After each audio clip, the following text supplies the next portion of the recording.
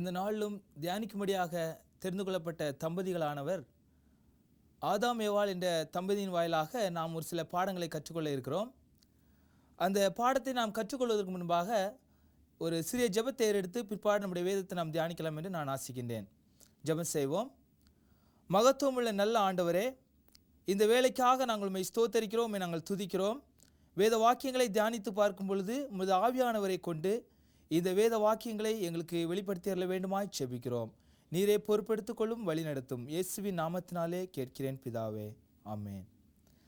தியானிக்கும்படியாக எடுத்துக்கொள்ளப்பட்ட வேத பகுதியானது ஆதியாகமம் 1வது அதிகாரம் 27வது வசனத்திலே நாம் ஒரு சில காரியங்களை தியானித்து நம்முடைய தியானத்தை நாம் துவங்க இருக்கிறோம். ஆதியாகமம் 1வது அதிகாரம் 27வது வசனத்தை நாம் வாசிக்கும் பொழுது, தேவன் எப்படியாக இந்த தம்பதிகளை உருவாக்கினார், எப்படியாக இவர்களுடைய வாழ்க்கையிலே இவர்கள் செயல்பட வேண்டும் என்ற ஒரு நோக்கத்தை அவர் வெளிப்படுத்துவதாக இந்த வேத வாக்கியத்திலே நாம் அறிந்து கொள்ளலாம். அதை நாம் வாசிப்போம். ஆதியாகமம் 1வது அதிகாரம் 27வது வசனம்.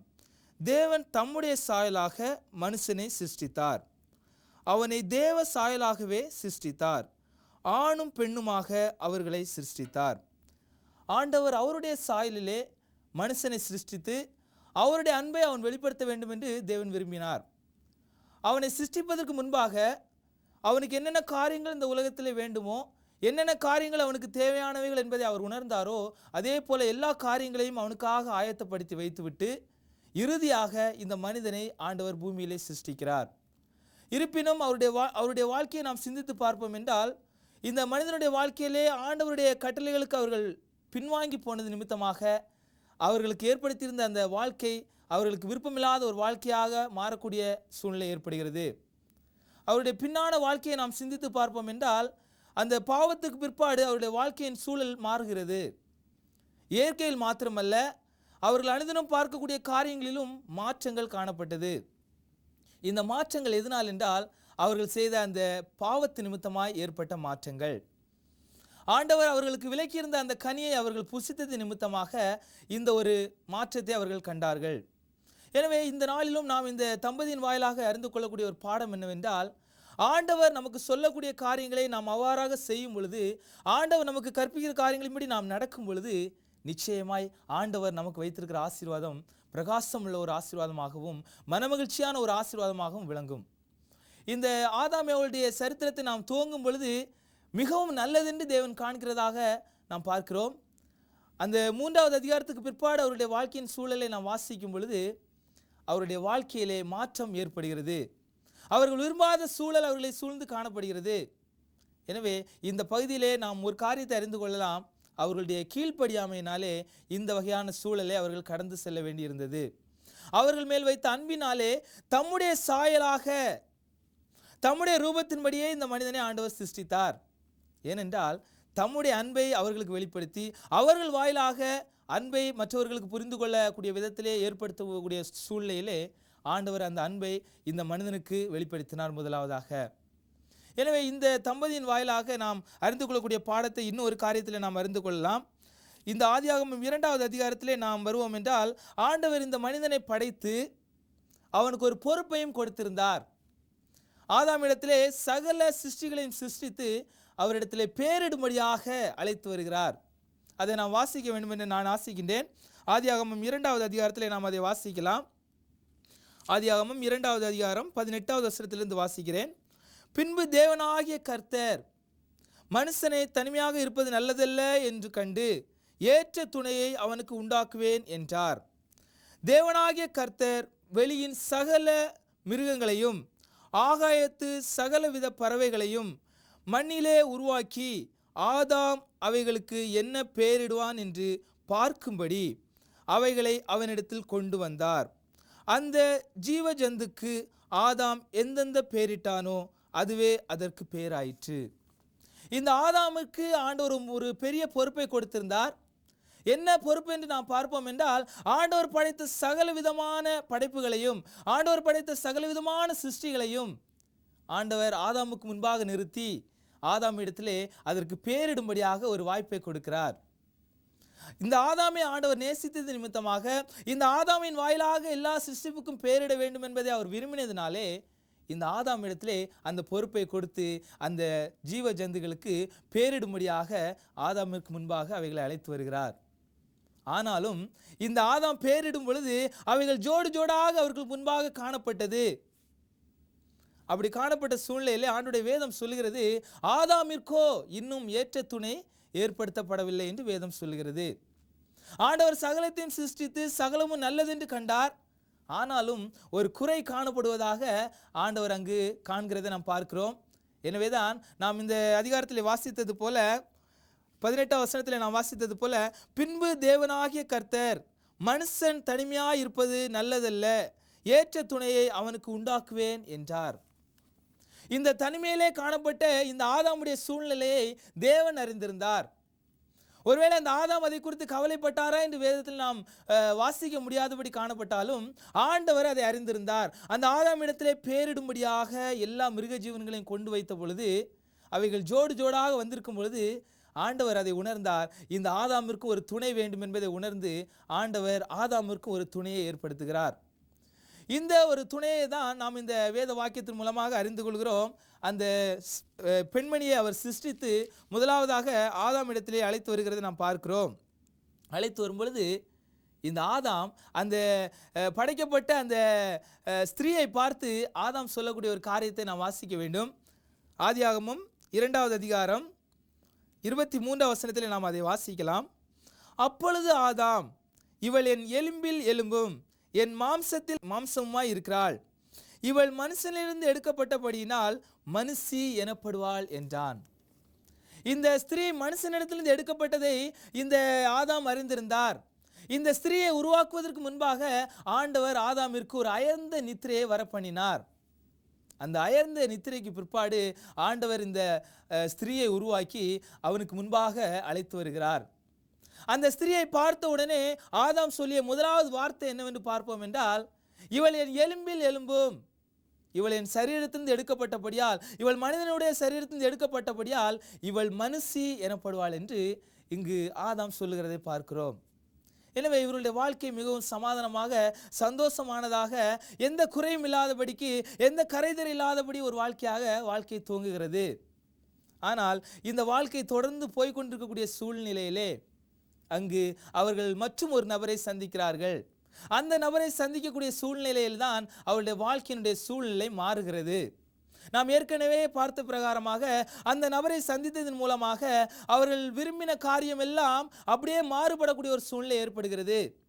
அவர்களுக்கு முன்பாக வைக்கப்பட்ட காரியங்கள் இதுவரைக்கும் சமாதானமான காரியங்களாக இருந்தது, இதுவரைக்கும் சமாதானமான ஒரு சிருஷ்டியாக காணப்பட்டது, இதுவரைக்கும் அவர்களை மகிழ்விக்கக்கூடியதாக காணப்பட்டது. எப்பொழுது அவர்கள் அந்த 3வது நபராகிய அந்த தந்திரமான பிசாசை அவர்கள் சந்தித்தார்களோ, அந்த ஸ்திரீயானவள் சந்தித்தாலோ, அதிலிருந்து அவருடைய வாழ்க்கையிலே மாற்றம் ஏற்படுகிறது. அதை நாம் வாசிக்க வேண்டும் என்றால் அந்த சர்ப்பத்தை குறித்து ஆண்டவர் தெளிவாக சொல்லுகிறார். ஆதியாகமம் 3வது அதிகாரத்தில் நாம் அதை வாசிக்கலாம். ஆதியாகமம் 3வது அதிகாரம் 1வது வசனத்தை வாசிக்கிறேன். தேவனாகிய கர்த்தர் உண்டாக்கின சகல காட்டு ஜீவன்களை பார்க்கிலும் சர்ப்பமானது தந்திரம் உள்ளதாய் இருந்தது. அது ஸ்திரீயை நோக்கி, நீங்கள் தோட்டத்தில் உள்ள சகல விருட்சங்களின் கனியையும் புசிக்க வேண்டாம் என்று தேவன் சொன்னது உண்டோ என்றது. இந்த சர்ப்பம் இந்த ஸ்திரீயை சந்தித்த உடனே அது ஒரு கேள்வியை இந்த ஸ்திரீயிடத்திலே கேட்கிறது. இந்த தோட்டத்தில் உள்ள சகல விருட்சங்களின் கனியை தேவன் புசிக்க கூடாது என்று சொன்னது உண்டோ என்று ஒரு கேள்வியோடு இந்த ஸ்திரீனிடத்திலே அந்த சர்ப்பம் தன்னுடைய சம்பாஷணையை துவங்குகிறது. இதை சற்றும் உணராத, இதை சற்றும் எதிர்பாராத அந்த ஸ்திரீயும் அதற்கு மறு உத்தரவு கொடுக்கிறாள். அந்த மறு உத்தரவுக்கு பிற்பாடு தான் அவளுடைய வாழ்க்கையிலே அந்த மாற்றங்களை நாம் காண முடிகிறது. அதை நாம் 2வது வசனத்திலே வாசிக்கலாம். ஆதியாகமம் 3வது அதிகாரம் 2வது வசனத்திலே நாம் அதை வாசிக்கலாம். ஸ்திரீ சர்ப்பத்தை பார்த்து, நாங்கள் தோட்டத்தில் உள்ள விருட்சங்களின் கனியை புசிக்கலாம்.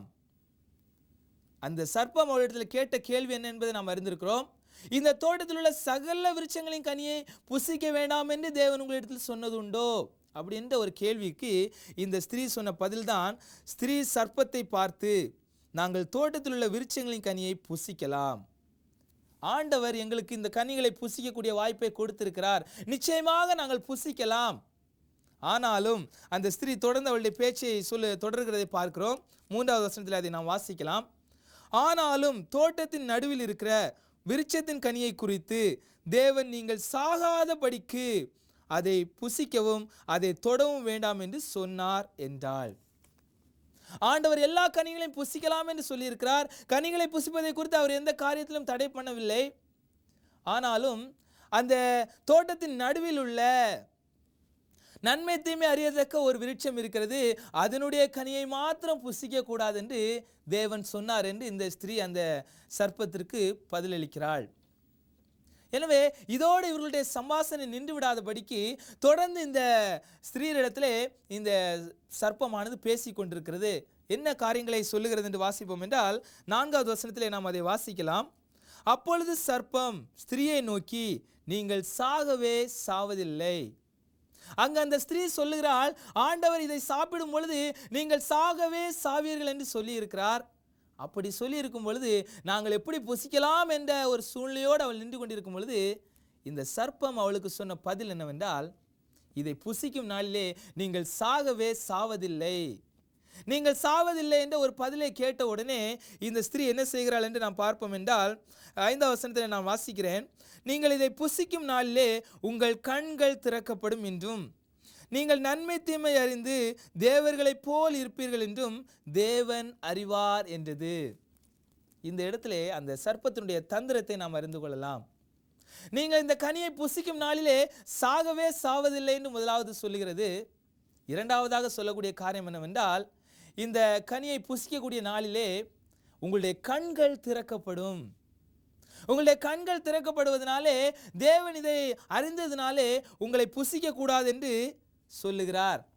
கண்கள் திறக்கப்பட்டு நீங்கள் நன்மை தீமைகளை அறிவதனாலே, இதை தேவன் அறிந்ததினாலே உங்களை புசிக்க கூடாது என்று தடை செய்கிறார் என்ற ஒரு காரியத்தை இந்த சர்ப்பம் இந்த ஸ்திரீயை பார்த்து சொல்லுகிறான்.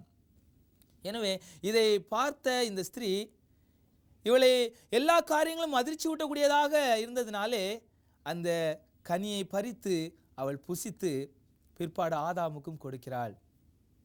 இந்த இடத்துல ஒரு காரியத்தை நாம் தெளிவாக புரிந்து கொள்ளலாம். இந்த சிருஷ்டிப்பை அவர் ஏற்படுத்தி இந்த ஆதாமை ஏவாளை சிருஷ்டித்த பொழுது அவர்கள் இருவரையும் சமமான சூழ்நிலையிலே சிருஷ்டிக்கிறார். ஆணும் பெண்ணுமாக அவர்களை சிருஷ்டிக்கிறார். ஒருவேளை ஆதாமை அவர் வேறு விதமாகவும் ஏவாளை வேறு விதமாகவும் என்ன செய்திருக்கலாம், சிருஷ்டித்திருக்கலாம். ஆனால் இருவரையும் ஒரே மாமிசமாக இருக்க வேண்டும் என்பதற்காக ஆதாமிலிருந்து ஏவாளை சிருஷ்டிக்கிறார். அதில் ஒரு முக்கியமான காரியத்தை நாம் அறிந்து கொள்ள வேண்டும். இந்த ஆதாமுடைய விலா எலும்பை எடுத்து இந்த ஏவாளை உருவாக்குகிறதை நாம் பார்க்கிறோம். ஆனாலும் அநேக சூழ்நிலைகளிலே ஒரு குழப்பம் என்னவென்றால், ஆண்களை காட்டிலும் பெண்கள் சற்று தாழ்ந்தவர்கள் என்ற ஒரு மனநிலை காணப்பட்டு கொண்டிருக்கிறது. இந்த வேத வாக்கியத்தின் வாயிலாக நாம் அறிந்து கொள்ளக்கூடிய ஒரு முக்கியமான காரியம் என்னவென்றால், ஆண்டவர் இந்த ஏவாளை ஆதாமுக்கு மேலாக இருக்க வேண்டும் என்ற நோக்கத்தோடு அவருடைய தலையில் இருந்தோ அல்லது ஆதாமுக்கு கீழாக இருக்க வேண்டும் என்பதற்காக அவருடைய பாதத்திலிருந்தோ எடுத்து உருவாக்காதபடிக்கு ஆதாமுக்கு சரிசமமாக இருக்க வேண்டும் என்ற நோக்கத்தோடு ஆதாமுடைய விலா எலும்புகளில் ஒன்றை எடுத்து அந்த ஏவாளை உருவாக்குகிறார். எனவே இவர்கள் இருவரும் ஒரே மாமிசமாக இருக்க வேண்டும், இவர்கள் இருவரும் ஒற்றுமையாக இருக்க வேண்டும், இவர்கள் இருவரும் சமமாக கருதப்பட வேண்டும் என்பதற்காக தேவன் இந்த வகையான ஒரு காரியத்தை செய்கிறார். இவ்வளவு சூழ்நிலையில் அவர்கள் வாழ்ந்து கொண்டிருக்கும் பொழுது அவர்களுடைய வாழ்க்கையிலே அவர்கள் எப்பொழுது இந்த ஒரு மாற்றத்திற்குள்ளாக நடத்தப்படுகிறார்கள் என்றால், எப்பொழுது அவர்கள் கீழ்ப்படியாதபடிக்கு, எப்பொழுது ஆண்டவருடைய சொல்லை கேட்காதபடிக்கு, எப்பொழுது ஆண்டவருடைய வார்த்தையை மீறி நடக்கிறார்களோ அன்றுதான் அவருடைய வாழ்க்கையிலே ஆண்டவர் ஏற்படுத்தியிருந்த காரியத்திற்கு மாறான சூழ்நிலை ஏற்படுகிறது. இந்த ஏவாளுடைய சூழ்நிலைகளை நாம் பார்ப்போம் என்றால், எல்லாவற்றையும் ஆண்டவர் அருமையாக கொடுத்து, எல்லாவற்றிலும் அவளுக்கு உரிமையை கொடுத்து, எல்லாவற்றிலும் சரிசமமான சூழ்நிலைகளை கொடுத்த போதிலும் அவள் அதிலே நிலையாக இருக்கக்கூடாத ஒரு சூழ்நிலைக்கு என்ன செய்கிறாள், தள்ளப்படுகிறாள். எனவே இந்த தம்பதியின் வாயிலாக நாம் கற்றுக்கொள்ளக்கூடிய காரியம் என்னவென்றால், ஆண்டவர் நம்மை பிரியக்கூடாது என்பதற்காக அந்த சரீரத்திலிருந்து எடுத்து இருவரையும் உருவாக்கி இருவரும் எப்பொழுதுமே ஒற்றுமையாக இருக்க வேண்டும் என்று தேவன் விரும்பினார். எப்பொழுது அங்கு சற்று ஒரு பிரிவினையோடு சூழ்நிலை காணப்பட்டதோ, எப்பொழுது ஆதாமை விட்டு அந்த ஏவாள் பிரிந்து சென்று அந்த தோட்டத்தை உலாவுகிற சூழ்நிலை ஏற்பட்டதோ, அப்பொழுதுதான் அங்கு பாவம் நுழைகிறது. இந்த அநேக குடும்பங்களிலே எப்பொழுது இந்த வகையான பிரச்சனைகள் தூங்குகிறது என்றால், கணவன் மனைவியுடைய வாழ்க்கையிலே ஒரு சிறிய இடையூறு ஏற்படும் பொழுது, ஒரு சிறிய பிரிவினை ஏற்படும் பொழுது அவர்கள் மத்தியிலே அந்த பிரச்சனையும் போராட்டங்களும் காணப்படுகிறது. அவர்கள் வாழ்க்கையிலே பாவம் அவர்களுடைய வாழ்க்கையினூடாக நுழைகிறது. எனவே இந்த தம்பதி நமக்கு கற்றுக் கொடுக்கக்கூடிய காரியம் என்னவென்றால், அதுவரைக்கும் ஆண்டவரை நேராக சந்தித்து தினமும் ஆண்டவரோடு பேசி அவர்களுடைய உறவை அவர்கள் வளர்த்து கொண்டிருக்கக்கூடிய சூழ்நிலையில் இந்த குறிப்பிட்ட நாளிலே இவர்கள் தேவனுக்கு பயந்து தங்களை ஒளித்து கொண்டார்கள். அதுவரைக்கும் தேவனை பார்க்க வேண்டும் என்று வாஞ்சித்த இவர்கள், அதுவரைக்கும் தேவனோடு பேச வேண்டும் என்று வாஞ்சித்த இவர்கள், அதுவரைக்கும் தேவன் இவர்களோடு இருக்க வேண்டும் என்று விரும்பின இவர்கள், எப்பொழுது அந்த பாவத்திற்குள்ளாக அவர்கள் சென்றார்களோ, எப்பொழுது ஆண்டவருடைய சொல்லிற்கு கீழ்ப்படியாதபடியான சூழ்நிலை இவருடைய வாழ்க்கையில் ஏற்பட்டதோ, அந்த சூழ்நிலையிலே அவர்கள் தேவனிடத்திலிருந்து தங்களை ஒளித்து கொள்ள விரும்பினார்கள். அவர்கள் தங்களை அத்தி இலைகளால் போர்த்தி கொண்டு தங்களுடைய வாழ்க்கையிலே மாற்றத்தை காண்கிறதை உணர்ந்து, இது தன்னுடைய பாவத்தினால் ஏற்பட்டது என்பதை உணர்ந்து அந்த இடத்தை விட்டு அவர்கள் என்ன செய்கிறார்கள்? ஒளித்து கொள்ளுகிறார்கள். ஆனாலும் நம்முடைய அன்பின் தேவன் அவர்களை விடாதபடிக்கு எப்பொழுதும் போல் அவர் வந்து, ஆதாமே நீ எங்கே இருக்கிறாய் என்று அந்த ஆதாமை பார்த்து ஆண்டவர் கூப்பிடுகிறார். அவருடைய அன்பு எவ்வளவு பெரிய அன்பாக இருந்திருக்க வேண்டும் என்பதை நாம் அறிந்து கொள்ளலாம். ஆதியிலே அந்த மனிதனை சிருஷ்டித்து அவர்கள் கீழ்ப்படிய வேண்டும் என்பதை விரும்பி தம்முடைய அன்பை அவர்களுக்கு வெளிப்படுத்தி அவர்கள் வாயிலாக இந்த உலகத்திற்கு அன்பு வர வேண்டும் என்று விரும்பின ஆண்டவர், இங்கு இவர்களுடைய வாழ்க்கையிலே அந்த கீழ்ப்படியாமையினாலே, அவர்கள் தேவனுக்கு கீழ்ப்படியாமல் சென்றதினாலே அவருடைய வாழ்க்கையிலே இந்த மாற்றம் ஏற்பட்டதை உணர்ந்து, நீ எங்கே இருக்கிறாய் என்று சொல்லி அந்த ஆதாமை தேடி ஆண்டவர் வந்தார். ஆனால் அந்த ஆதாமோ, ஆண்டவரே நான் இப்பொழுது மறைந்திருக்கிறேன் என்ற சூழ்நிலையோடு அந்த இடத்தில் அவர் ஒளித்து கொண்டு ஆண்டவருக்கு பதில் சொல்லுகிறார். ஆண்டவர் அவரை பார்த்து கேட்டார், நான் புசிக்க வேண்டாம் என்று விலக்கின கனியை நீ புசித்தாயோ? உனக்கு இந்த காரியத்தை வெளிப்படுத்தினது யார்? நான் உன்னுடைய வாழ்க்கையிலே சமாதானமான சூழ்நிலைகளை ஏற்படுத்தி உனக்காக எல்லாவற்றையும் சிருஷ்டித்து நீ எல்லாவற்றிலும் மனமகிழ்ச்சியாக இருக்க வேண்டும் என்று நான் ஏற்படுத்தினேனே, இந்த நிலையை உனக்கு ஏற்படுத்தினது யார் என்று ஆண்டவர் அந்த ஆதாமை பார்த்து கேட்கிறார். இந்த ஆதாமும் அதற்கு பதில் சொல்ல முடியாதபடிக்கு அவர்கள் ஆண்டவரிடத்தில் வந்து நிற்கும் பொழுது தங்களிலே ஒருவருக்கொருவர் என்ன செய்கிறார்கள்? குற்றத்தை அப்படியே பரிமாறிக்கொள்கிறார்கள். ஆதாமிடத்தில் கேட்கும் பொழுது, இந்த ஸ்திரீ தான் என்னை இப்படி செல்லும்படியாக, இந்த பாவத்திற்குள்ளாக விழும்படியாக செய்தாள் என்று ஆதாம் சொல்கிறார். ஸ்திரீயிடத்தில் கேட்கும் பொழுது, இந்த சர்ப்பம்தான் என்னை வஞ்சித்தது என்று இந்த ஸ்திரீ வந்து சொல்லுகிறதை நாம் பார்க்கிறோம். எனவே இந்த வேத வாக்கியங்களை நாம் ஆராய்ந்து பார்க்கும் பொழுது, இந்த காரியம் ஏதோ ஆதியிலே சொல்லப்பட்ட காரியம் தானே, இது என்னுடைய வாழ்க்கைக்கு எப்படி ஒற்றுமையாக இருக்க முடியும், இதிலிருந்து நான் என்ன கற்றுக்கொள்ளலாம் என்று நாம் யோசித்து கொண்டிருப்போம் என்றால், ஆண்டுடைய வேத வாக்கியம் நமக்கு கற்றுக் கொடுக்கிறது, இந்த சந்ததியின் வாயிலாகவும், இந்த ஒரு தம்பதியின் வாயிலாகவும், இந்த ஒரு மகத்துவமான சூழ்நிலையின் வாயிலாகவும் ஆண்டவர் நமக்கு பாடத்தை புகட்ட விரும்புகிறார். எப்பொழுது நம்முடைய அந்த திருமண இணைவிலே எப்பொழுது பிரிவினை ஏற்படுகிறதோ, எப்பொழுது நாம் ஒருவரை விட்டு ஒருவர் பிரிகிறோமோ, அப்பொழுது நம்முடைய வாழ்க்கையிலும் இப்படிப்பட்ட பிரச்சனைகளை நாம் சந்திக்க வேண்டிய சூழல் ஏற்படுகிறது. எனவே இதை நாம் உணர்ந்து ஆண்டவரிடத்தில் நம்மை ஒப்பு கொடுத்து ஆண்டவருக்கென்று நம்மை தத்தம் செய்யும் பொழுது ஆண்டவர் நம்மை பயன்படுத்த வாஞ்சிக்கிறார். இன்னும் நாம் வாசிப்போம் என்றால் 1 கொரிந்தியர் புஸ்தகத்தை எடுத்துக்கொள்வோம். 1 கொரிந்தியர் புஸ்தகத்திலே பவுலார் இதை குறித்து பேசுகிறதை நாம் வாசிக்கலாம். 1 கொரிந்தியர் 11வது அதிகாரம் 11வது வசனத்திலிருந்து நான் வாசிக்கிறேன். 1 கொரிந்தியர் 11வது அதிகாரம் 11வது வசனத்திலிருந்து, ஆகிலும் கர்த்தருக்குள் ஸ்திரீ இல்லாமல் புருஷனும் இல்லை, புருஷன் இல்லாமல் ஸ்திரீயும் இல்லை. ஸ்திரீயானவள் புருஷனிலிருந்து தோன்றுகிறது போல புருஷனும் ஸ்திரீயினால் தோன்றுகிறான், சகலமும் தேவனால் உண்டாயிருக்கிறது. ஒருவேளை இந்த காலகட்டத்திலே ஸ்திரீகள் புருஷருக்கு மேலாகவும் அல்லது புருஷர்கள் ஸ்திரீகளுக்கு மேலாகவும் என்ற ஒரு எண்ணம் நமக்குள்ளாக இருக்கும் என்றால், பவுலார் ஒரு அருமையான காரியத்தை சொல்லுகிறார். கொரிந்து சபைக்கு எழுதும் பொழுது அவர் எழுதுகிறார், ஆகிலும் கர்த்தருக்குள் ஸ்திரீ இல்லாமல் புருஷனும் இல்லை, புருஷன் இல்லாமல் ஸ்திரீயும் இல்லை.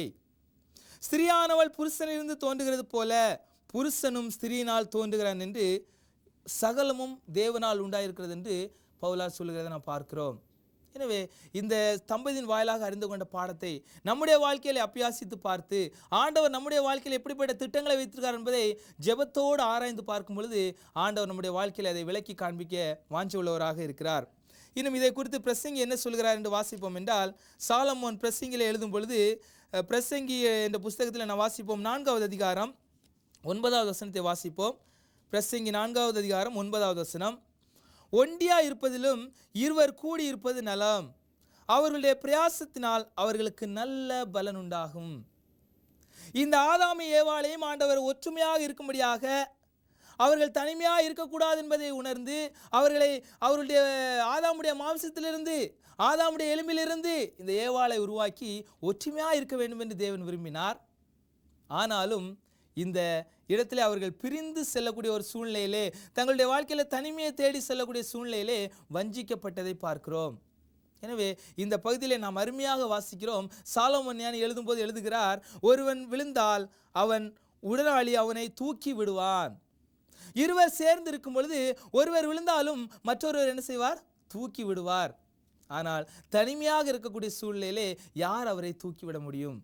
எனவே தம்பதிகளை ஆண்டவர் இணைத்த நோக்கமே அவர்கள் ஒருவரில் ஒரு அன்பு கூர்ந்து, ஒருவருடைய பாரத்தை ஒருவர் சுமந்து, ஒருவருடைய கஷ்டத்தை ஒருவரிடத்தில் பகிர்ந்து கொண்டு, ஒருவருக்கு ஒருவர் ஒற்றுமையாக இருக்க வேண்டும் என்ற நோக்கத்தோடு ஆண்டவர் இந்த தம்பதிகளை வேதத்திலே ஏற்படுத்தியிருந்தார். இந்த முதலாவது தம்பதியை ஆண்டவரே சிருஷ்டித்து அவர்களை தம்பதியாக இணைத்து அவர்கள் திருமணத்தின் வாயிலாக அவர்கள் சமாதானமான வாழ்க்கையை காண வேண்டும் என்று தேவன் விரும்பினார்.